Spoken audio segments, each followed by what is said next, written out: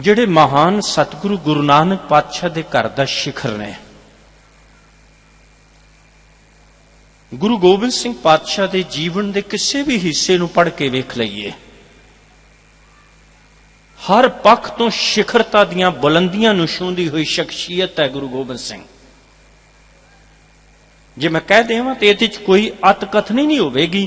ਗੁਰੂ ਨਾਨਕ ਦੇ ਪਿਤਾ ਨੇ ਇੱਕ ਕਲਮ ਲਾਈ, ਇੱਕ ਬੂਟੇ ਦੀ ਕਲਮ ਲਾਈ, ਬਾਕੀ 8 ਗੁਰੂ ਸਾਹਿਬਾਨ ਨੇ ਉਸ ਕਲਮ ਨੂੰ ਬੂਟੇ ਦਾ ਰੂਪ ਦੇ ਕੇ ਪ੍ਰਵਾਨ ਚੜਾਇਆ। ਤੇ ਉਸ ਬੂਟਾ ਜਦੋਂ ਪ੍ਰਵਾਨ ਚੜਿਆ ਤੇ ਉਸ ਬੂਟੇ ਨੂੰ ਜਿਹੜਾ ਗੁਲਾਬ ਦਾ ਫੁੱਲ ਲੱਗਾ ਨਾ, ਉਹ ਗੁਲਾਬ ਦਾ ਫੁੱਲ ਹੈ ਗੁਰੂ ਗੋਬਿੰਦ ਸਿੰਘ ਪਾਤਸ਼ਾਹ। ਉਹ ਗੁਲਾਬ ਦਾ ਫੁੱਲ ਨੇ ਗੁਰੂ ਗੋਬਿੰਦ ਸਿੰਘ ਪਾਤਸ਼ਾਹ। ਉਹ ਮਹਾਨ ਸਤਿਗੁਰੂ ਗੁਰੂ ਕਲਗੀਧਰ ਪਾਤਸ਼ਾਹ, ਜਿਨ੍ਹਾਂ ਦੇ ਬਾਰੇ ਵਿੱਚ ਵਿਦਵਾਨਾਂ ਨੇ ਬੜੇ ਕਮਾਲ ਦੀਆਂ ਗੱਲਾਂ ਲਿਖੀਆਂ ਨੇ।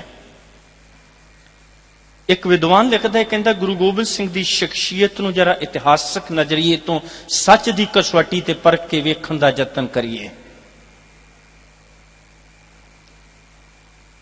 ਉਹ ਵਿਦਵਾਨ ਲਿਖ ਜਾਂਦਾ ਹੈ, ਮੁਸਲਮਾਨ ਸੂਫੀ ਕਵੀ ਕਿਬਰਿਆ ਖਾਨ ਇੱਕ ਮੁਸਲਮਾਨ ਹੈ। ਉਹ ਕਹਿੰਦਾ, ਕਿਆ ਦਸ਼ਮੇਸ਼ ਪਿਤਾ ਤੇਰੀ ਬਾਤ ਕਹੂੰ ਜੋ ਤੂਨੇ ਪਰ ਉਪਕਾਰ ਕੀਏ। हे ਗੁਰੂ ਗੋਬਿੰਦ ਸਿੰਘ ਜੀਓ, ਤੁਹਾਡੀ ਕਿਸ ਕਿਸ ਵਿਸ਼ੇ ਤੇ ਗੱਲ ਕਰਾਂ। ਤੁਹਾਡੀ ਪਰਉਪਕਾਰਤਾ ਵਾਲੇ ਪੱਖ ਨੂੰ ਵੇਖੀਏ ਤੇ ਤੁਸੀਂ ਪਰਉਪਕਾਰਾਂ ਨਾਲ ਭਰਿਆ ਹੋਇਆ ਤੁਹਾਡਾ ਜੀਵਨ ਹੈ। ਹੁਣ ਕੈਸਾ ਪਰਉਪਕਾਰਾਂ ਨਾਲ ਭਰਿਆ ਹੋਇਆ ਜੀਵਨ ਹੈ। ਗੁਰੂ ਕਲਗੀਧਰ ਪਾਤਸ਼ਾਹ ਦੇ ਪਰਉਪਕਾਰਤਾ ਦੀਆਂ ਮੈਂ 2 ਗੱਲਾਂ ਕਰਨੀਆਂ ਚਾਹਾਂਗਾ। ਦੁਨੀਆ ਦੇ ਇਤਿਹਾਸ ਅੰਦਰ ਕੋਈ ਐਸਾ ਜਰਨੈਲ ਨਹੀਂ ਮਿਲੇਗਾ ਜਿਸ ਦੇ ਤੀਰਾਂ ਨੂੰ ਸੋਨਾ ਲੱਗਾ ਮਿਲਦਾ ਹੋਵੇ, ਜਿਹੜਾ ਆਪਣੇ ਤੀਰ ਦੇ ਨਾਲ ਮਾਰਨ ਵਾਲੇ ਨੂੰ ਦਾ ਵੀ ਭਲਾ ਲੋਚਦਾ ਹੋਵੇ। ਗੁਰੂ ਕਲਗੀਧਰ ਤੀਰ ਦੇ ਨਾਲ ਵੀ ਸੋਨਾ ਲਾ ਕੇ ਤੀਰ ਨੂੰ ਚਲਾਉਂਦੇ ਨੇ। ਹੋਰ ਗੁਰੂ ਕਲਗੀਧਰ ਦੇ ਪਰਉਪਕਾਰ ਦੀ ਗੱਲ ਕਰਾਂ। ਗੁਰੂ ਕਲਗੀਧਰ ਪਾਤਸ਼ਾਹ ਜਦੋਂ ਕਹਿੰਦੇ 1768 ਈਸਵੀ ਹਜੂਰ ਸਾਹਿਬ ਨੰਦੇੜ ਦੀ ਧਰਤੀ ਦੇ ਉੱਤੇ ਗੁਰੂ ਕਲਗੀਧਰ ਪਿਤਾ ਨੂੰ ਵਜ਼ੀਰ ਖਾਨ ਦੇ ਭੇਜੇ ਹੋਏ 2 ਪਠਾਨਾਂ ਨੇ ਧੋਖੇ ਨਾਲ ਖੰਜਰ ਮਾਰੇ ਆਏ। ਇੱਕ ਪਠਾਨ ਤੇ ਦੌੜ ਗਿਆ ਉਸੇ ਵੇਲੇ, ਪਰ ਦੂਸਰੇ ਪਠਾਨ ਨੂੰ ਗੁਰੂ ਕਲਗੀਧਰ ਨੇ ਉਸੇ ਵੇਲੇ ਮਿਆਨ ਚੋਂ ਤਲਵਾਰ ਕੱਢ ਕੇ ਉਸੇ ਵੇਲੇ ਝਟਕਾ ਦਿੱਤਾ ਹੈ। ਤੇ ਇਤਿਹਾਸ ਦੇ ਪੰਨੇ ਬੋਲਦੇ ਨੇ, ਕਹਿੰਦੇ ਜਿਸ ਪਠਾਨ ਨੇ ਗੁਰੂ ਕਲਗੀਧਰ ਤੇ ਖੰਜਰ ਮਾਰਿਆ ਸੀ ਨਾ, ਗੁਰੂ ਕਲਗੀਧਰ ਦੀ ਤਲਵਾਰ ਨਾਲ ਉਹਦਾ ਜਦੋਂ ਝਟਕਾ ਹੋਇਆ ਹੈ, ਉਹ ਅੰਤਮ ਸਾਹ ਲੈਂਦਿਆਂ ਹੋਇਆਂ ਉਹਦੀ ਜ਼ਬਾਨ ਤੋਂ ਸ਼ਬਦ ਨਿਕਲਦੇ ਨੇ, ਹਾਏ ਅੰਮਾ, ਹਾਏ ਅੰਮਾ। ਪਰ ਪਰਉਪਕਾਰਤਾ ਦੀ ਮੂਰਤ ਗੁਰੂ ਕਲਗੀਧਰ ਪਾਤਸ਼ਾਹ ਆਖਦੇ ਨੇ, ਭਲਿਆ ਇਹ ਅੰਮਾ ਕਹਿਣ ਦਾ ਵਕਤ ਨਹੀਂ, ਅੱਲਾ ਕਹਿ। ਭਲਿਆ ਇਹ ਅੰਮਾ ਕਹਿਣ ਦਾ ਵਕਤ ਨਹੀਂ, ਅੱਲਾ ਕਹਿ। ਕਿਉਂ ਗੁਰੂ ਕਲਗੀਧਰ ਪਾਤਸ਼ਾਹ ਕਹਿੰਦੇ ਨੇ ਭਲਿਆ ਅੱਲਾ ਕਹਿ? ਕਿਉਂਕਿ ਗੁਰੂ ਨਾਨਕ ਗ੍ਰੰਥ ਸਾਹਿਬ ਦੀ ਪਾਵਨ ਬਾਣੀ ਦਾ ਬਚਨ ਹੈ, ਅੰਤ ਕਾਲ ਨਾਰਾਇਣ ਸਿਮਰੈ, ਐਸੀ ਚਿੰਤਾ ਮਹਿ ਜੇ ਮਰੈ, ਬਦਤ ਤੇ ਲੋਚਨ ਤੇ ਨਰ ਮੁਕਤਾ, ਪੀਤੰਬਰ ਵਾ ਕਹਿ ਹਿਰਦੈ ਬਸੈ। ਗੁਰੂ ਕਲਗੀਧਰ ਪਿਤਾ ਤੇ ਆਪਣੇ ਮਾਰਨ ਵਾਲੇ ਦਾ ਵੀ ਭਲਾ ਚਾਹੁੰਦੇ ਨੇ ਕਿ ਉਹਦਾ ਵੀ ਭਲਾ ਹੋ ਜਾਵੇ, ਉਹਦਾ ਵੀ ਸੰਸਾਰ ਤੋਂ ਉਦਾਰ ਹੋ ਜਾਵੇ। ਤੇ ਮੁਸਲਮਾਨ ਸੂਫੀ ਕਵੀ ਕਿਬਰਿਆ ਖਾਨ ਲਿਖਦਾ ਹੈ, ਕਿਆ ਦਸ਼ਮੇਸ਼ ਪਿਤਾ ਤੇਰੀ ਬਾਤ ਕਹੂੰ ਜੋ ਤੂਨੇ ਪਰਉਪਕਾਰ ਕੀਏ। ਇੱਕ ਪਰਉਪਕਾਰਾਂ ਦੀ ਇੱਕ ਗੱਲ ਮੈਂ ਹੋਰ ਕਰਾਂ। ਕਹਿੰਦੇ ਗੁਰੂ ਕਲਗੀਧਰ ਪਿਤਾ ਦੇ ਪਾਵਨ ਦਰਬਾਰ ਅੰਦਰ ਕਵੀ ਆਪਣੀਆਂ ਕਵਿਤਾਵਾਂ ਸੁਣਾ ਰਹੇ ਨੇ। ਗੁਰੂ ਕਲਗੀਧਰ ਪਿਤਾ ਬਖਸ਼ਿਸ਼ਾਂ ਦੇ ਘਰ ਵਿੱਚ ਆਏ ਹੋਏ ਕਵਿਤਾਵਾਂ ਸੁਣਾਉਣ ਵਾਲੇ ਕਵੀਆਂ ਨੂੰ ਕਵਿਤਾ ਸੁਣਾਉਣ ਤੋਂ ਬਾਅਦ ਇੱਕ ਇੱਕ ਢਾਲ ਮੋਹਰਾਂ ਦੀ ਭਰ ਕੇ ਬਖਸ਼ਿਸ਼ ਵਜੋਂ ਦੇਈ ਜਾਂਦੇ ਨੇ। ਕਹਿੰਦੇ ਸੰਗਤ ਵਿੱਚ ਬੈਠਾ ਹੋਇਆ ਇੱਕ ਗਰੀਬੜਾ ਜਿਹਾ ਸਿੱਖ ਆਪਣੇ ਘਰ ਦੀ ਗਰੀਬੀ ਵੱਲ ਝਾਤੀ ਮਾਰੀ ਜਾਂਦਾ ਹੈ। ਉਹ ਕਹਿੰਦਾ ਅੱਜ ਗੁਰੂ ਕਲਗੀਧਰ ਬਖਸ਼ਿਸ਼ ਦੇ ਘਰ ਵਿੱਚ ਨੇ, ਇੱਕ ਢਾਲਾਂ ਭਰ ਭਰ ਕੇ ਮੋਹਰਾਂ ਵੰਡੀ ਜਾਂਦੇ ਨੇ। ਜੇ ਕਿਤੇ ਮੈਨੂੰ ਵੀ ਕਵਿਤਾ ਆਉਂਦੀ ਹੁੰਦੀ ਨਾ ਤੇ ਅੱਜ ਮੇਰੇ ਘਰ ਦੀ ਗਰੀਬੀ ਕੱਟੀ ਜਾ ਸਕਦੀ ਸੀ। ਪਰ ਕਹਿੰਦੇ ਇਸੇ ਹੀ ਉਧੇੜ ਬੁਣ ਦੇ ਅੰਦਰ ਪਤਾ ਨਹੀਂ ਉਹਦੇ ਮਨ ਵਿੱਚ ਕਿੱਥੋਂ ਖਿਆਲ ਉਪਜਿਆ। ਗੁਰੂ ਕਲਗੀਧਰ ਪਿਤਾ ਦੇ ਚਰਨਾਂ ਵਿੱਚ ਸੀਸ ਝੁਕਾ ਕੇ ਹੱਥ ਜੋੜ ਕੇ ਬੇਨਤੀ ਕਰਦਾ ਹੈ, ਸਤਿਗੁਰੂ ਜੇ ਤੁਹਾਡੀ ਆਗਿਆ ਹੋਵੇ ਤੇ ਮੈਂ ਵੀ ਅੱਜ ਇੱਕ ਕਵਿਤਾ ਸੁਣਾ ਲਵਾਂ, ਮੈਨੂੰ ਸਮਾਂ ਮਿਲ ਸਕਦਾ ਹੈ। ਅੰਦਰ ਭਾਵਨਾ ਹੈ ਕਿ ਮੇਰੇ ਘਰ ਦੀ ਗਰੀਬੀ ਕੱਟੀ ਜਾਵੇਗੀ। ਕਹਿੰਦੇ ਗੁਰੂ ਕਲਗੀਧਰ ਤੇ ਜਾਣਦੇ ਨੇ ਸਭ ਕੁਝ। ਗੁਰੂ ਕਲਗੀਧਰ ਨੇ ਆਗਿਆ ਦੇ ਦਿੱਤੀ। ਸਟੇਜ ਤੇ ਖੜਾ ਹੋ ਗਿਆ ਕਵਿਤਾ ਸੁਣਾਉਣ ਦੇ ਲਈ, ਪਰ ਸਟੇਜ ਤੇ ਖੜਾ ਤੇ ਹੋ ਗਿਆ ਪਰ ਕਵਿਤਾ ਆਉਂਦੀ ਕੋਈ ਨਹੀਂ, ਸੁਣਾਉਂਦਾ ਕੋਈ ਨਹੀਂ ਕਵਿਤਾ, ਕਿਉਂਕਿ ਕਵੀ ਹੈ ਹੀ ਨਹੀਂ ਸੀ। ਉਹ ਤੇ ਅੰਦਰ ਮਨ ਦੀ ਘਰ ਦੀ ਗਰੀਬੀ ਨੂੰ ਕੱਟਣ ਦੀ ਭਾਵਨਾ ਨਾਲ ਕਵਿਤਾ ਸੁਣਾਉਣ ਲਈ ਉਹ ਢਾਲ ਮੋਹਰਾਂ ਦੀ ਲੈਣ ਦੇ ਇਨਾਮ ਲਾਲਚ ਦੇ ਪਿੱਛੇ ਘਰ ਦੀ ਗਰੀਬੀ ਕੱਟਣ ਲਈ, ਗੁਰੂ ਕਲਗੀਧਰ ਦੀ ਬਖਸ਼ਿਸ਼ ਲੈਣ ਲਈ ਇਸ ਪਾਸੇ ਤੁਰਿਆ ਸੀ। ਕਹਿੰਦੇ ਹੁਣ ਸਟੇਜ ਤੇ ਖੜਾ ਤੇ ਹੋ ਗਿਆ ਪਰ ਕਵਿਤਾ ਆਉਂਦੀ ਕੋਈ ਨਹੀਂ। ਥੱਲਿਓਂ ਕਵੀ ਸੱਜਣ ਆਖਦੇ ਨੇ, ਭਲਿਆ ਸਮਾਂ ਕਿਉਂ ਖਰਾਬ ਕਰ ਰਿਹਾ ਕਵੀ ਦਰਬਾਰ ਦਾ, ਕਵਿਤਾ ਸੁਣਾ। ਹੁਣ ਕਵਿਤਾ ਆਉਂਦੀ ਤੇ ਸੁਣਾਉਂਦਾ। ਹੁਣ ਅੱਗੋਂ ਕਹਿੰਦੇ ਉਹਨਾਂ ਫਿਰ ਆਖਿਆ, ਭਲਿਆ ਕਵਿਤਾ ਸੁਣਾ, ਸਮਾਂ ਕਿਉਂ ਖਰਾਬ ਕਰ ਰਹੇ ਹੈ। ਕਹਿੰਦੇ ਸਟੇਜ ਤੇ ਖੜੇ ਹੋਏ ਨੂੰ ਪਤਾ ਨਹੀਂ ਕੀ ਮਨ ਵਿੱਚ ਆਇਆ। ਕਹਿੰਦੇ ਸਟੇਜ ਤੇ ਖੜਾ ਹੋਇਆ, ਕਵਿਤਾ ਤੇ ਆਉਂਦੀ ਨਹੀਂ, ਥਾਪੀਆਂ ਮਾਰਨ ਲੱਗ ਪਿਆ, ਆਪਣੇ ਪੱਟਾਂ ਦੇ ਉੱਤੇ ਥਾਪੀਆਂ ਮਾਰਨ ਲੱਗ ਪਿਆ। ਕਵੀ ਥੱਲਿਓਂ ਉਹਦਾ ਮਜ਼ਾਕ ਉਡਾਉਂਦੇ ਨੇ, ਕਹਿੰਦੇ ਭਲਿਆ ਇਹ ਪਹਿਲਵਾਨਾਂ ਦਾ ਅਖਾੜਾ ਥੋੜੀ ਹੈ ਜਿੱਥੇ ਥਾਪੀਆਂ ਮਾਰ ਕੇ ਮਾਰੀ ਜਾਣਾ ਹੈ। ਥਾਪੀਆਂ ਮਾਰ ਕੇ ਕਿਹਨੂੰ ਸੁਣਾ ਰਿਹਾ ਹੈ, ਇਹ ਕਵੀ ਦਰਬਾਰ ਹੈ, ਇੱਥੇ ਕਵਿਤਾ ਸੁਣਾ, ਇਹ ਥਾਪੀਆਂ ਕਿਸ ਨੂੰ ਮਾਰ ਰਿਹਾ ਹੈ। ਤੇ ਉਹਨੇ ਅੱਗੋਂ ਪਤਾ ਕੀ ਆਖਿਆ, ਕਹਿਣ ਲੱਗਾ ਮੈਂ ਆਪਣੇ ਘਰ ਦੀ ਗਰੀਬੀ ਨੂੰ ਥਾਪੀਆਂ ਮਾਰ ਰਿਹਾ, ਹੁਣ ਮੇਰੇ ਗੁਰੂ ਕਲਗੀਧਰ ਦੀ ਬਖਸ਼ਿਸ਼ ਦੇ ਸਾਹਮਣੇ ਜਰਾ ਖੜੀ ਹੋ ਕੇ ਦਿਖਾ। ਤੂੰ ਮੇਰੇ ਗੁਰੂ ਕਲਗੀਧਰ ਦੀ ਬਖਸ਼ਿਸ਼ ਦੇ ਸਾਹਮਣੇ ਖੜੀ ਹੋ ਕੇ ਦਿਖਾ, ਮੈਂ ਆਪਣੇ ਘਰ ਦੀ ਗਰੀਬੀ ਨੂੰ ਥਾਪੀਆਂ ਮਾਰ ਰਿਹਾ, ਲਲਕਾਰ ਰਿਹਾ, ਤੂੰ ਮੇਰੇ ਗੁਰੂ ਕਲਗੀਧਰ ਦੀ ਬਖਸ਼ਿਸ਼ ਦੇ ਸਾਹਮਣੇ ਖੜੀ ਹੋ ਕੇ ਦਿਖਾ। ਤੇ ਇਤਿਹਾਸ ਦੇ ਪੰਨੇ ਬੋਲਦੇ, ਕਹਿੰਦੇ ਗੁਰੂ ਕਲਗੀਧਰ ਬਾਕੀ ਕਵੀਆਂ ਨੂੰ ਇੱਕ ਇੱਕ ਢਾਲ ਮੋਹਰਾਂ ਦੀ ਬਖਸ਼ਿਸ਼ ਦਿੰਦੇ ਸਨ, ਉਸ ਨੂੰ 2 ਢਾਲਾਂ ਮੋਹਰਾਂ ਦੀਆਂ ਭਰ ਕੇ ਇਨਾਮ ਵਜੋਂ ਬਖਸ਼ਿਸ਼ ਕਰ ਦਿੱਤੀਆਂ। ਤੇ ਐਵੇਂ ਥੋੜੀ ਕਿਬਰੀਆ ਖਾਨ ਨੇ ਲਿਖ ਦਿੱਤਾ, ਕਿਆ ਦਸ਼ਮੇਸ਼ ਪਿਤਾ ਤੇਰੀ ਬਾਤ ਕਹੂੰ ਜੋ ਤੂਨੇ ਪਰਉਪਕਾਰ ਕੀਏ। ਇਹ ਪਰਉਪਕਾਰਤਾ ਹੀ ਹੈ। ਤੇ ਇੱਕ ਹੋਰ ਬੇਨਤੀ ਕਰਾਂ, ਉਹ ਸੂਫੀ ਕਵੀ ਕਿਬਰੀਆ ਖਾਂ ਅਗਲੀ ਗੱਲ ਲਿਖ ਜਾਂਦਾ ਹੈ, ਕਹਿੰਦਾ ਕਿਆ ਦਸ਼ਮੇਸ਼ ਪਿਤਾ तेरी बात कहूं जो तूने परोपकार किए उस खालस खालसा पंथ सजा जातों के भेद निकाल दिए। ऐसे खालसा पंथ की साजना की जिसने जात पात दे ऊंच नीच दे भेद नूं मुड्डों ही खत्म करके रख दिता। उस खालस खालसा पंथ सजा जातों के भेद निकाल दिए। उस गुरु कलगीधर ने 5 प्यारिਆਂ ਦੀ ਸਾਜਨਾ ਆਪਣੇ ਹੱਥੀਂ ਕੀਤੀ। ਉਹਨਾਂ 5 ਪਿਆਰਿਆਂ ਦੇ ਅੱਗੇ ਗੁਰੂ ਕਲਗੀਧਰ ਨੇ ਆਪ ਸੀਸ ਝੁਕਾ ਦਿੱਤਾ। ਇਹ ਦੁਨੀਆ ਦੇ ਇਤਿਹਾਸ ਅੰਦਰ ਇੱਕ ਨਵੇਕਲੀ ਬਾਤ ਹੋਈ। ਇੱਕ ਹੋਰ ਮੈਂ ਨਵੇਕਲੀ ਗੱਲ ਕਰਾਂ ਗੁਰੂ ਕਲਗੀਧਰ ਦੇ ਜੀਵਨ ਦੀ। ਚਮਕੌਰ ਦੀ ਗੜੀ ਦੇ ਅੰਦਰ ਗੁਰੂ ਕਲਗੀਧਰ ਦੇ ਇਤਿਹਾਸ ਤੋਂ ਆਪਾਂ ਵਾਕਿਫ ਹਾਂ ਇਸ ਗੱਲ ਤੋਂ ਕਿ 5 ਪਿਆਰਿਆਂ ਨੇ ਗੁਰੂ ਕਲਗੀਧਰ ਨੂੰ ਹੁਕਮ ਸੁਣਾ ਦਿੱਤਾ ਸੀ, ਤੁਸੀਂ ਚਮਕੌਰ ਦੀ ਗੜੀ ਛੱਡ ਕੇ ਜਾਵੋਗੇ।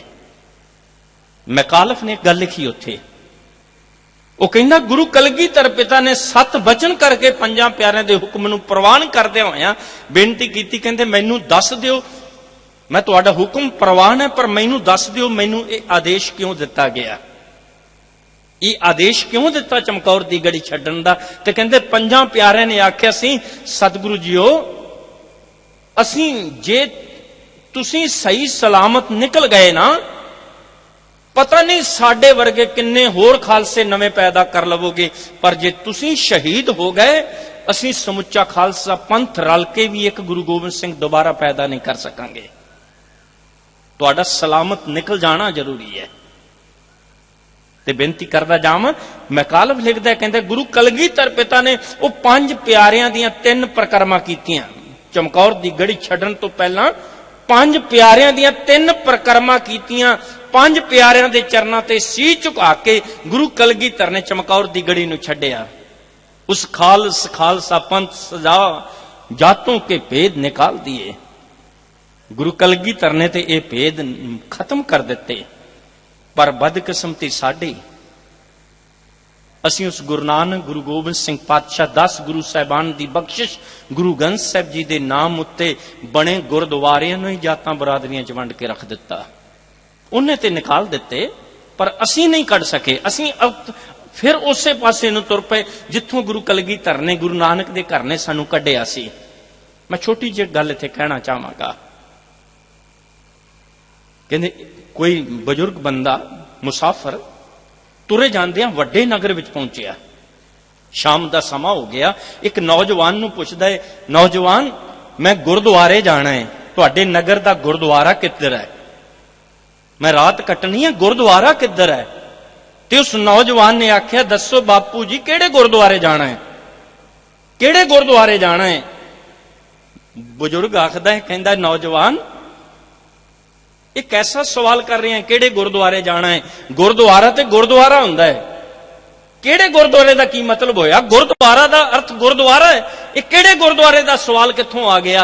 वो कहंदा नहीं बुजुर्गो तुहानू मेरे नगर दा नहीं पता, तुसीं मैनूं दसो तुसीं किहड़े गुरुद्वारे जाना है? दसो जट्टां दे गुरुद्वारे जाना है, भापियां दे गुरुद्वारे जाना है, बावियां दे गुरुद्वारे जाना है, रविदासियां दे गुरुद्वारे जाना है, किहड़े गुरुद्वारे जाना है? हुण ध्यान देना, ये साडी गल है। असीं गुरुद्वारे गुरु दे घर भी वंड के रख दिते। कहंदा दसो किहड़े गुरुद्वारे जाना है? ते उस बुजुर्ग बाबे ने आख्या, कहन लगा पुत्र मैं सिखां दे गुरुद्वारे जाना है, मैं सिखां दे गुरुद्वारे जाना है। ते नौजवान ने अगों जवाब दिता, कहन लगा बुजुर्गो साडे नगर दे अंदर जट्टां दा गुरुद्वारा भी है, भापियां दा गुरुद्वारा भी है, हरिजनां दा गुरुद्वारा भी है, रविदासियां दा गुरुद्वारा भी है, पर सिखां दा गुरुद्वारा कोई नहीं। हुण अंदाजा लाओ सानू गुरु ने कित्थों कढिया सी, असीं किधर नूं तुर पए।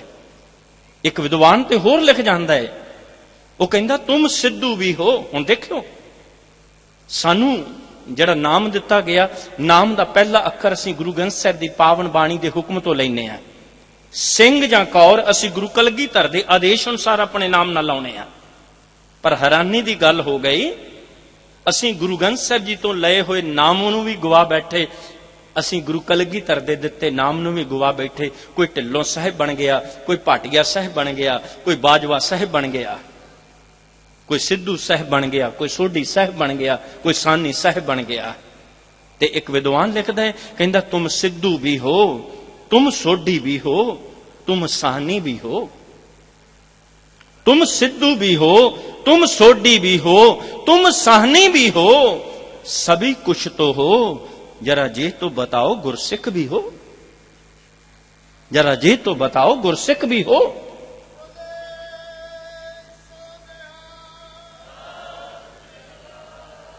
हुण बेनती करदा जावां, जरा अंदर झाती मार के वेखण दा यतन करना पवेगा। सतगुरु गुरु नानक दे घर ने 1469 तो लैके 1708 तक 239 साल दे लंबे समय दी जो घालना घाल के सानू फिलॉसफी दिती, जो विचारधारा दिती कि उस विचारधारा नूं असीं अपने जीवन विच, अपने आले दुआले समाज विच लागू रख सके।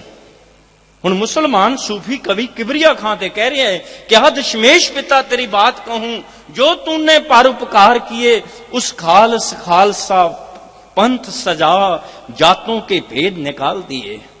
ते ध्यान देना, ऐसा खालसा पंथ गुरु ने साजिया, उस खालसे पंथ दे विच गुरु कलगीधर आप समा गए। एक विद्वान दी दास ने गल पढ़ी इस विषय दे उत्ते, हैरान होया। वो कहंदा सिख अखवाउण वालिओ, तुहाडा गुरु गोबिंद सिंह अज भी माछीवाड़े दे जंगलां विच इकल्ला फिर रहा है। सिख खवाउण वालिओ, तुहाडा गुरु गोबिंद सिंह अज भी माछीवाड़े दे जंगलां विच इकल्ला फिर रहा है। क्योंकि गुरु कलगीधर दे जीवन च एक समा है, ना गुरु कलगीधर दे कोल बाहरी तौर ते कुछ भी नहीं सी। माछीवाड़े दे जंगलां वाला समा बाहरी तौर ते गुरु कलगीधर दे कोल कुछ भी नहीं सी। उस इतिहासक पक्ष नूं लैके वह विद्वान गल करदा है, कहंदा सिख अखवाउण वालिओ, तुहाडा गुरु गोबिंद सिंह अज भी माछीवाड़े दे जंगलां विच इकल्ला फिर रहा है। क्यों? क्योंकि गुरु गोबिंद सिंह पातशाह ने निवास कित्थे करना है? खालसा मेरो रूप है खास, खालसे मैं हूं करूं निवास। वो गुरु ने खालसे दे हिरदे विच निवास करना है। जे सिख अखवाउण वालिओ तुसीं खालसा बनन नूं तैयार नहीं, ते तुहाडा गुरु ते अज भी माछीवाड़े दे जंगलां च इकल्ला फिर रहा है। हुण अंदाजा लाओ, गुरु कलगीधर ने निवास ये शराबां दे दौर चलाउण वालियां दे हिरदे विच नहीं करना। ये गुरु कलगीधर ने निवास ये पीरां फकीरां मड़ियां मसाणा कबरां नूं दीवियां च तेल पाउण वालियां दे हिरदियां विच नहीं करना। ये गुरु कलगीधर ने अपना निवास ਇਹ ਵਹਿਮਾਂ ਭਰਮਾਂ ਵਿੱਚ ਫਸੇ ਹੋਏ ਸਿੱਖਾਂ ਦੇ ਜੀਵਨ ਵਿੱਚ ਨਹੀਂ ਕਰਨਾ। ਗੁਰੂ ਕਲਗੀਧਰ ਨੇ ਨਿਵਾਸ ਉਸ ਹਿਰਦੇ ਵਿੱਚ ਕਰਨਾ ਹੈ ਜਿਸ ਹਿਰਦੇ ਵਿੱਚ ਖਾਲਸ ਗੁਰੂ ਦੀ ਮੱਤ ਵਸ ਗਈ ਹੋਵੇ। तो विद्वान ते लिखता है, क्या दशमेश पिता तेरी बात कहूं, जो तूने परोपकार किए उस खालस खालसा पंथ सजा, जातों के भेद निकाल दिए। कहते उस तेग के बेटे तेग पकड़, दुखियों के काट जंजाल दिए। उस तेग के बेटे तेग पकड़, दुखियों के काट जंजाल दिए। गुरु कलगीधर पातशाह ने हथ विच तलवार फड़ के जुल्म दे मुकाबले विच आके जुल्म नूं जड़ां तो नवें निस तो नाबूद करके रख दिता। ऐसा जुल्म दा टाकरा गुरु कलगीधर पिता ने कीता। ऐसा गुरु कलगीधर पिता दे खालसे ने जुल्म दे मुकाबले विच तलवार उठाई। एक हिंदू विद्वान है, इतिहासकार है, डॉक्टर गोकुल चंद नारंग, वो अपनी कलम तो वेखियो गुरु कलगीधर दे परथाए की शब्द लिखदा है। वो कहंदा जेड़ी तलवार ने गुरु कलगीधर दे खालसे दे हथ विच आके तेग दे जौहर दिखाए, जेड़ी तलवार ने गुरु गोबिंद सिंह पातशाह दे साजे हुए खालसे दे हथ विच आके तेग दे जौहर दिखाए, उस तेग दे लई फौलाद गुरु नानक देव जी ने कमा के दिता। उस तेग दे लई फौलाद गुरु नानक देव जी ने कमा के दिता। ते बेनती करदा जावां, गुरु कलगीधर पिता ने जुल्म दे मुकाबले विच की कुछ कीता। उस जुल्म दी जड़ पुट्टण दे लई गुरु गोबिंद सिंह नूं की कुछ करना पिया। इतिहास दे पन्नियां चों मैं गल करां, एक विद्वान बड़ी प्यारी गल लिख जांदा है। वो कहंदा दीवे तेल दे लखां जगन इस जग उत्ते, दीवे तेल दे लखां जगन इस जग उत्ते, पर दीवे खून दे जगावे कोई कोई। दीवे तेल दे लखां जगन इस जग उत्ते, दीवे खून दे जगावे कोई कोई। पुत व्याह के खुशी मनावे जग सारा, पुत मरवा के खुशी मनावे कोई कोई। पुत व्याह के खुशी मनावे जग सारा, पुत मरवा के खुशी मनावे कोई कोई। हुण ख्याल करियो, गुरु कलगीधर पिता ने उस जुल्म के मुकाबले विच तेग पकड़दे हैं, जुल्म का मुकाबला करदे होया दुखियां दे दुखां नूं कट के रख दिता। पर गुरु कलगीधर नूं दुखियां दे दुख कट्टण दे लई किन्ना कुछ कुर्बान करना पिया। विद्वान कवि लिखता है, चौथी लाइन च गल करता है, कहंदा क्या दशमेश पिता तेरी बात कहूं, जो तूने परोपकार किए उस खालस खालसा पंथ सजा, जातों के भेद निकाल दिए। उस तेग के बेटे तेग पकड़, दुखियों के काट जंजाल दिए। उस मुल्क को वतन की खिदमत में कहीं बाप दिया कहीं लाल दिए। उस मुल्क को वतन की खिदमत में कहीं बाप दिया कहीं लाल दिए। गुरु कलगीधर ने उस जुल्म का मुकाबला करदियां होया गुरु कलगीधर नूं अपने पिता नूं कुर्बान करना पिया। उस जुल्म का मुकाबला करदियां होया गुरु कलगीधर नूं अपने पुत्रां नूं कुर्बान करना पिया। उस जुल्म का मुकाबला करदियां होया गुरु कलगीधर नूं अपनी बिरध मां नूं कुर्बान करना पिया। उस जुल्म का मुकाबला करदा होया गुरु कलगीधर पिता नूं अपनी जान तो प्यारे गुरसिखां नूं कुर्बान करना पिया। कहंदा उस मुल्क को वतन की खिदमत में कहीं बाप दिया कहीं लाल दिए। एक विद्वान होर बड़ियां प्यारियां गल्लां लिखदा है गुरु कलगीधर दे जीवन दे परताए। कहंदा भारत देश दीयां नीहां ना कदे हुंदियां पक्कियां, भारत देश दीयां नीहां ना कदे हुंदियां पक्कियां, जे नीहां विच चिने दुलारे ना हुंदे। भारत देश दीयां नीहां ना कदे हुंदियां पक्कियां, जे नीहां विच चिने दुलारे ना हुंदे। मंदरां शिवालियां च कदे वजदे ना शैणे, जे वज्जे रंजीत नगारे ना हुंदे। मंदरां शिवालियां च कदे वजदे ना शैणे, जे वज्जे रंजीत नगारे ना हुंदे। हिंदू ना हुंदा हिंदी ना हुंदी, हिंदुस्तान दे विच सारे ना हुंदे। भारत देश दे मुखड़े ते कदे आउंदी ना लाली, जे लाल चारे गुरां ने वारे ना हुंदे। भारत देश दे मुखड़े ते कदे आउंदी ना लाली, जे लाल चारे गुरां ने वारे ना हुंदे। ते ध्यान देना गुरु कलगीधर ने सरबंस वारिया, किस तरह सरबंस वारिया सी। ਇੱਕ ਵਿਦਵਾਨ ਕਵੀ ਲਿਖਦਾ ਹੈ, ਉਹ ਦੋ ਸ਼ਬਦ ਵਰਤਦਾ ਹੈ, ਇੱਕ ਪਾਲਕ ਤੇ ਇੱਕ ਬਾਲਕ। ਪਾਲਕ ਸ਼ਬਦ ਦਾ ਅਰਥ ਹੈ ਪਾਲਣ ਵਾਲਾ ਭਾਵ ਪਿਤਾ, ਬਾਲਕ ਸ਼ਬਦ ਦਾ ਅਰਥ ਹੈ ਬੱਚਾ ਭਾਵ ਬੇਟਾ, ਪੁੱਤਰ। ਦੇਖਿਓ ਕਲਗੀਧਰ ਦੇ ਜੀਵਨ ਨੂੰ ਦੋ ਲਾਈਨਾਂ ਵਿੱਚ ਕੈਸੇ ਕਮਾਲ ਦੀ ਗੱਲ ਕਰਦਾ ਹੈ। ਕਹਿੰਦਾ ਜਬ ਕਲਗੀਧਰ ਬਾਲਕ ਥੇ, जब कलगीधर बालक थे शहीद होने के लिए अपने पालक को भेजा। 1675 आनंदपुर की धरती तो जो पिता गुरु गोबिंद सिंह जी ने गुरु तेग बहादुर जी ने तोरिया सी दिल्ली के चांदनी चौक वाल। जब कलगीधर बालक थे शहीद होने के लिए अपने पालक को भेजा। जब कलगीधर पालक थे, पिता सन जदों, जब कलगीधर बालक थे शहीद होने के लिए अपने पालक को भेजा। जब कलगीधर पालक थे शहीद होने के लिए एक एक बालक को भेजा।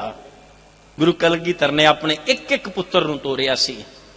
दुनिया के इतिहास अंदर केवल इको पिता मिलेगा गुरु गोबिंद सिंह, जिहड़ा अपने पुत्रां नूं आप मैदाने जंग विच शहीद होने लई तोर रहा होवे।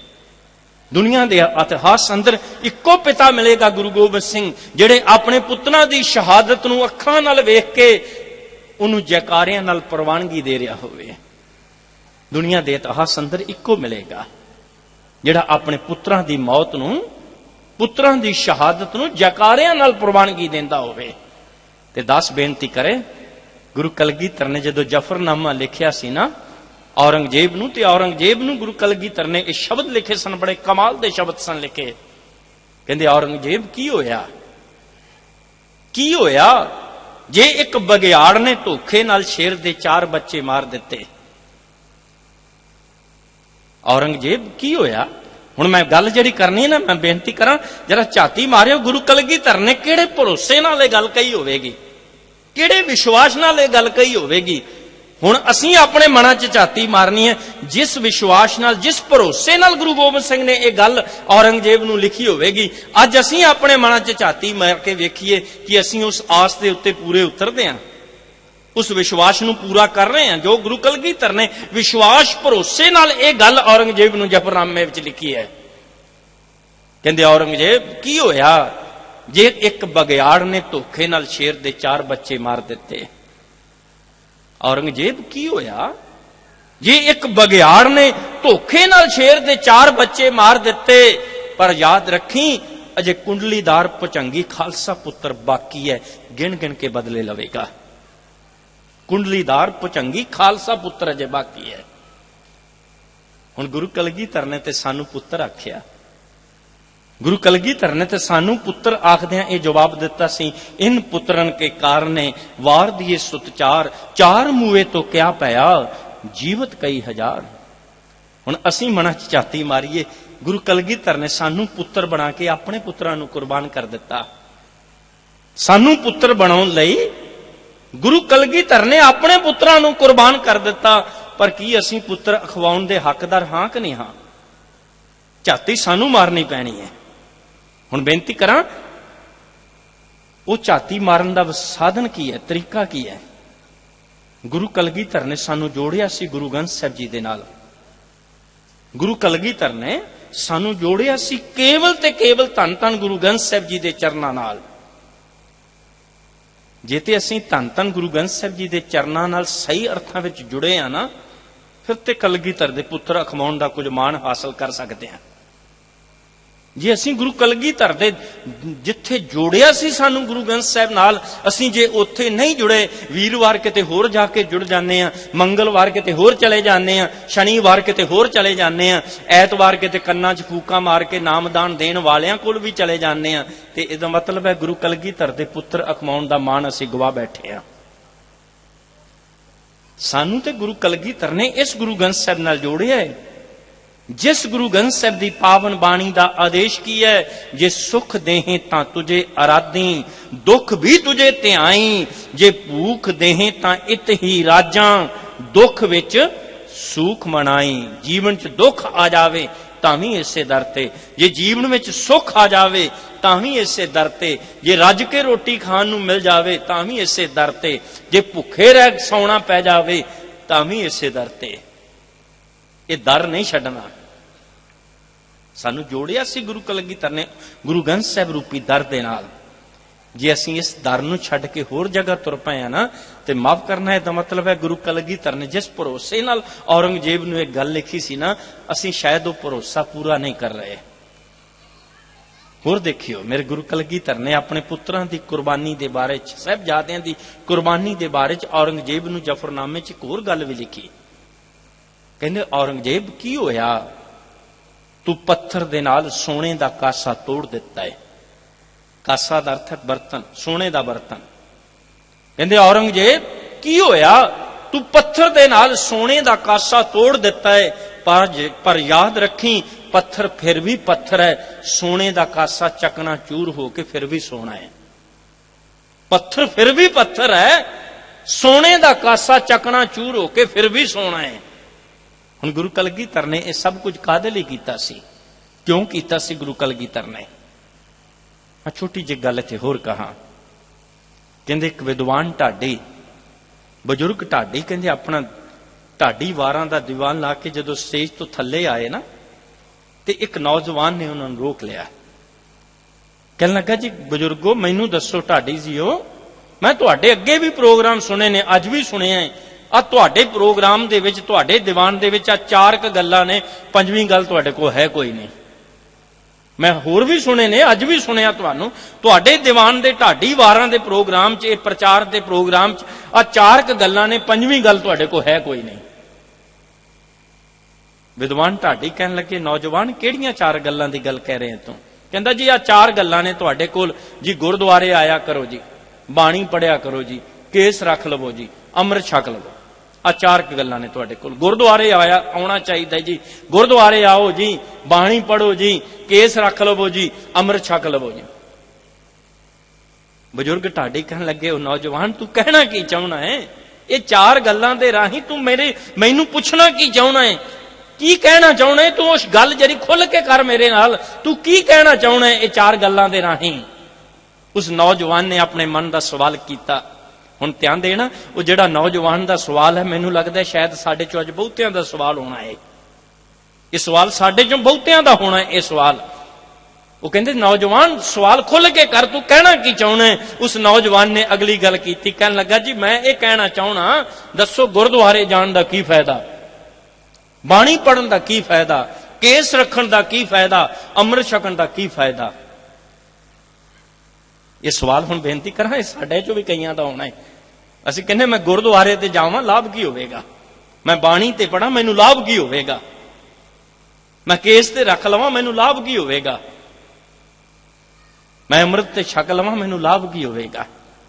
ਅਸੀਂ ਸੋਚਦੇ ਹਾਂ ਸ਼ਾਇਦ ਸਿੱਖੀ ਲਾਭ ਹਾਨ ਦਾ ਸੌਦਾ ਹੈ ਕੋਈ।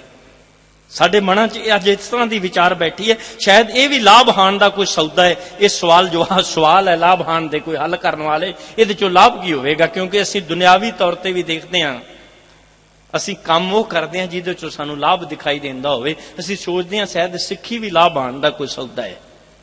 ਉਹ ਨੌਜਵਾਨ ਨੇ ਸਵਾਲ ਕੀਤਾ, ਬਜ਼ੁਰਗ ਢਾਡੀ ਚੁੱਪ ਰਹੇ।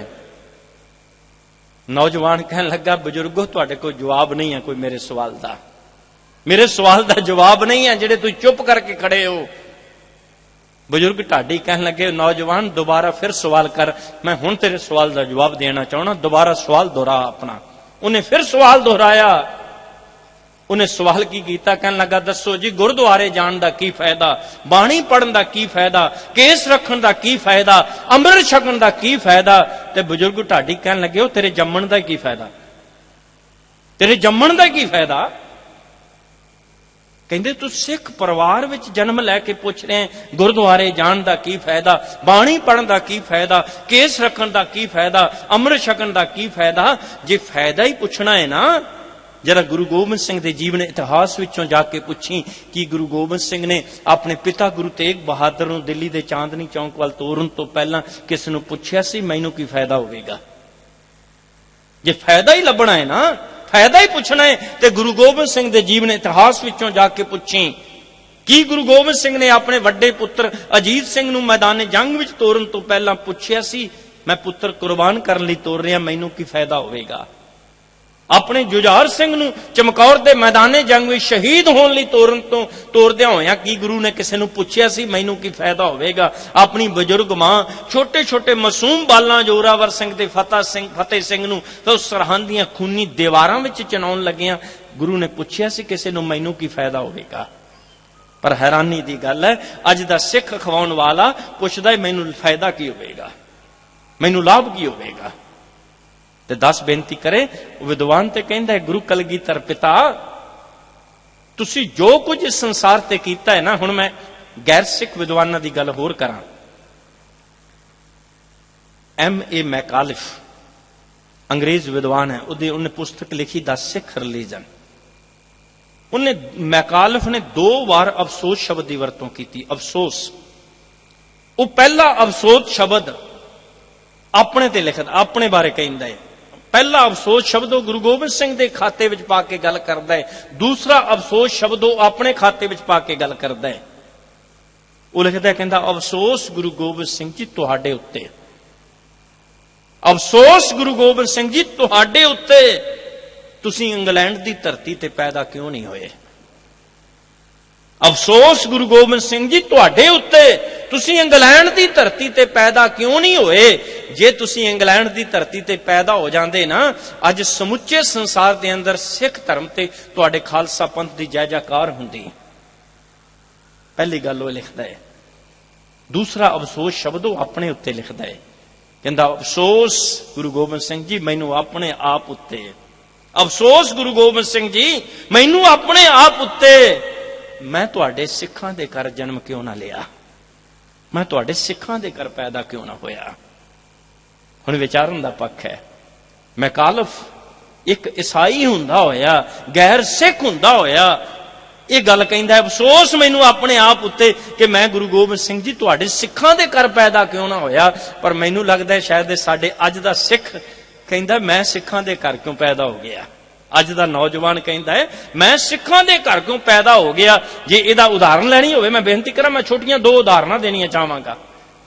ਹੈਰਾਨੀ ਹੁੰਦੀ ਹੈ ਉਸ ਸਮੇਂ, ਅੱਜ ਦੀ ਅਖਬਾਰਾਂ ਦੇ ਵਿੱਚ ਜਰਾ ਮੈਟਰੀਮੋਨੀਅਲ ਨੂੰ ਜਰਾ ਧਿਆਨ ਨਾਲ ਪੜ੍ਹ ਕੇ ਵੇਖਣਾ, ਹੈਰਾਨੀ ਹੋਵੇਗੀ। ਆ ਐਤਵਾਰ ਕੱਲ ਨੂੰ ਛਪਣੇ ਨੇ, ਬਹੁਤ ਛਪਣਗੇ ਅਜੀਤ ਦੇ ਅੰਦਰ, ਪੜ੍ਹ ਕੇ ਦੇਖ ਲੈਣਾ, ਉਹਦੇ ਚ ਬਹੁਤ ਸਾਰੇ ਮਿਲਣਗੇ ਇਦਾਂ ਦੇ।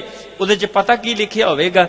ਕਲੀਨ ਸ਼ੇਵਨ ਗੁਰਸਿੱਖ ਲੜਕੇ ਲਈ ਲੜਕੀ ਦੀ ਜ਼ਰੂਰਤ ਹੈ। ਨਹੀਂ ਯਕੀਨ ਮੇਰੇ ਤੇ ਪੜ੍ਹ ਲੈਣਾ, ਕੱਲ ਨੂੰ ਛਪ ਜਾਵਣਗੇ, ਕਈ ਛਪੇ ਹੋਣਗੇ ਇਦਾਂ ਦੇ। ਕਲੀਨ ਸ਼ੇਵਨ ਗੁਰਸਿੱਖ ਲੜਕੇ ਲਈ ਲੜਕੀ ਦੀ ਜ਼ਰੂਰਤ ਹੈ। ਅੰਦਾਜ਼ਾ ਲਾਇਓ ਹੁਣ, ਕਲੀਨ ਸ਼ੇਵਨ ਤੇ ਗੁਰਸਿੱਖ, ਇਹ 2 ਗੱਲਾਂ ਕਿੱਥੇ ਮੇਲ ਖਾਣਗੀਆਂ? ਇਹਦਾ ਮਤਲਬ ਹੈ ਉਹ ਮੈਕਾਲਿਫ ਤੋਂ ਉਲਟ ਗੱਲ ਕਰਦੇ ਨੇ, ਇਹ ਗੁਰੂ ਗੋਬਿੰਦ ਸਿੰਘ ਅਸੀਂ ਤੇਰੇ ਸਿੱਖਾਂ ਦੇ ਘਰ ਕਿਉਂ ਪੈਦਾ ਹੋ ਗਏ। ਹੈਰਾਨੀ ਹੁੰਦੀ ਹੈ, ਗੁਰੂ ਗੋਬਿੰਦ ਸਿੰਘ ਪਾਤਸ਼ਾਹ ਤੇਰੀ ਆਪਣੀ ਤੇ ਧੀ ਕੋਈ ਨਹੀਂ ਸੀ, ਪੁੱਤਰੀ ਕੋਈ ਨਹੀਂ ਸੀ, ਤੂੰ ਆਪਣੀ ਪੁੱਤਰੀ ਦੇ ਲਾਡ ਪਿਆਰ ਨੂੰ ਪੂਰਾ ਕਰਨ ਦੇ ਲਈ ਤੂੰ ਆਪਣੀ ਹਰ ਸਿੱਖ ਬੱਚੀ ਨੂੰ ਆਪਣੀ ਪੁੱਤਰੀ ਦਾ ਖਿਤਾਬ ਦਿੱਤਾ। ਹੁਣ ਇੱਕ ਔਰ ਸ਼ਬਦ ਜਿਹੜਾ ਹੈ ਨਾ, ਇੱਕ ਔਰ ਸ਼ਬਦ ਕੁੰਵਰ ਤੋਂ ਬਣਿਆ ਹੈ। ਰਾਜੇ ਮਹਾਰਾਜੇ ਦੀਆਂ ਸ਼ਹਿਜ਼ਾਦੀਆਂ ਨੂੰ ਕੁੰਵਰ ਆਖਿਆ ਜਾਂਦਾ ਸੀ, ਉੱਥੋਂ ਸ਼ਬਦ ਆਇਆ ਕੌਰ। ਗੁਰੂ ਕਲਗੀਧਰ ਪਿਤਾ ਨੇ ਆਪਣੀ ਹਰ ਸਿੱਖ ਬੱਚੀ ਨੂੰ ਨਾਮ ਦਿੱਤਾ ਕੌਰ, ਕਿ ਇਹ ਮੇਰੀ ਬੱਚੀ ਹੈ, ਇਹ ਮੇਰੀ ਪੁੱਤਰੀ ਹੈ, ਇਹ ਮੇਰੀ ਬੇਟੀ